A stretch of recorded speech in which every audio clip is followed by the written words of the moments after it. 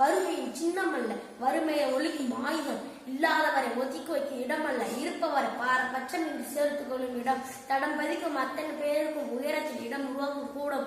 பசியுடன் இங்கு எவரும் கற்பதில்லை. அன்னையின் மடியாய், கருணையின் கடலாய், ஒழுக்கத்தின் காப்பகமாய் என் அரசு பள்ளி.